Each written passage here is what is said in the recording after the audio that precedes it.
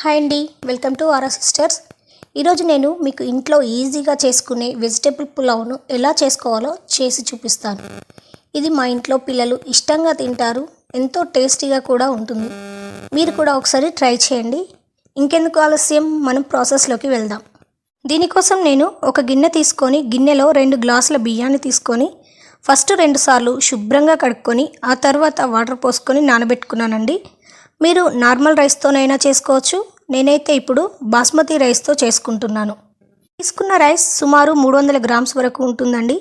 ఇప్పుడు ఒక మిక్సీ గిన్నె తీసుకొని 4 నుండి 6 దాకా పచ్చిమిరపకాయలు తీసుకొని అందులో 2 టేబుల్ స్పూన్ల పుదీనా వేసుకోండి. పొట్టు తీసి పెట్టుకున్న 2 టేబుల్ స్పూన్ల వెల్లుల్లి, చిన్నగా కట్ చేసుకున్న చిన్న అల్లం ముక్కలు, మీడియం సైజ్ టమాటాని చిన్న చిన్న ముక్కలుగా కట్ చేసుకొని మిక్సీలో వేసుకోండి. ఇప్పుడు వీటన్నిటిని కూడా కోర్సుగా ఇలా వీడియోలో చూపిస్తున్న విధంగా గ్రైండ్ చేసుకొని పక్కన పెట్టుకోండి. ఇప్పుడు పులావ్ చేసుకోవడానికి స్టవ్ మీద ఒక గిన్నె పెట్టుకొని అందులో 2 లేదా 3 టేబుల్ స్పూన్ల ఆయిల్ వేసుకోవాలి. నూనె వేడయ్యాక 1 టేబుల్ స్పూన్ జీలకర్ర, అలాగే హోల్ గరం మసాలా, వీడియోలో చూపించిన విధంగా గరం మసాలాలన్నింటినీ వేసుకొని కొద్దిగా వేయించండి. ఇవన్నీ వేగాక ఇందులో 1 టేబుల్ స్పూన్ జీడిపప్పు పలుకులు వేసి వేయించాలి. ఇప్పుడు ఇందులో సన్నగా కట్ చేసుకొని పెట్టుకున్న ఉల్లిపాయ ముక్కల్ని, కొంచెం కరివేపాకు వేసి లైట్ గోల్డెన్ కలర్ వచ్చేంత వరకు ఫ్రై చేయండి. సన్నగా కట్ చేసి పెట్టుకున్న క్యారెట్ ముక్కలు, మీడియం సైజులో కట్ చేసి పెట్టుకున్న క్యాప్సికమ్ ముక్కలు, అలాగే 1 కప్పు దాకా మీడియం సైజులో కట్ చేసి పెట్టుకున్న బంగాళదుంప ముక్కలు వేసి 1/2 కప్పు దాకా శుభ్రంగా కడిగి గోబీ ముక్కల్ని కూడా వేసి కొంచెం ఫ్రై చేయండి. ఈ వెజిటేబుల్స్ అన్నీ కొంచెం త్వరగా మగ్గడం కోసం సాల్ట్ని కూడా స్ప్రింకిల్ చేసి మూత పెట్టుకుంటూ మగ్గించండి. ఈ వెజిటేబుల్స్ అన్నీ ఫ్రై అయ్యేలోపు ఇంకొక బర్నర్ మీద గిన్నె పెట్టుకొని ఎసరుకు సరిపడా నీళ్లు పోసుకొని మరిగించాలి.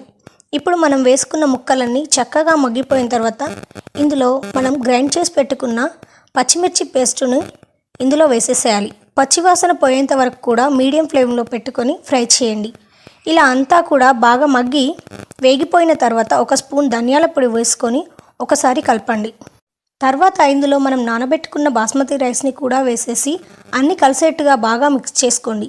ఇప్పుడు ఇందులో మనం పక్కన మరిగిస్తున్న వేడివేడి నీటిని కూడా ఇందులో వేసేసేయాలి. రైస్ మొత్తాన్ని ఒకసారి కలుపుకొని రుచి చూసుకొని మరొకసారి రుచికి తగినట్టుగా సాల్ట్ వేసుకోవాలి. లోపలికి ఆవిరిపోకుండా టైట్గా ఉండే మూతను పెట్టుకొని నిదానంగా ఈ రైస్ని కుక్ చేసుకోండి. అడుగున ఉండే నీరంతా ఎగిరిపోయాక ఒకసారి రైస్ని చెక్ చేసుకొని స్టవ్ ఆఫ్ చేసేసేయాలి. ఇప్పుడు ఈ రైస్లో చిన్నగా కట్ చేసుకున్న కొత్తిమీరని చల్లుకొని చిన్న బౌల్ తీసుకొని అందులో కొంచెం నెయ్యి వేసి రైస్ మధ్యలో పెట్టుకోవాలి. 10 నిమిషాల తర్వాత మూత తీసి ఆ నెయ్యి కూడా రైస్లోనే వేసుకోవాలి. ఇలా చేయడం వల్ల రైస్కి మరింత టేస్ట్ వస్తుందండి. ఇలా చేసుకోవడం వల్ల రైస్ ముద్ద అవ్వకుండా చక్కగా పొడి పొడిలాడుతూ వస్తుంది. ఇప్పుడు మనం దీన్ని సర్వ్ చేసుకోవడానికి సిద్ధంగా ఉంది. అంతేనండి, ఈజీగా ఇంట్లో చేసుకునే వెజ్ పులావ్ ఎంతో టేస్టీగా రెడీ అయిపోయింది. నా రెసిపీ మీకు నచ్చిందా? అయితే మరిన్ని ఇలాంటి వీడియోస్ కోసం నా ఛానల్ని సబ్స్క్రైబ్ చేసుకోండి. Thank you for watching.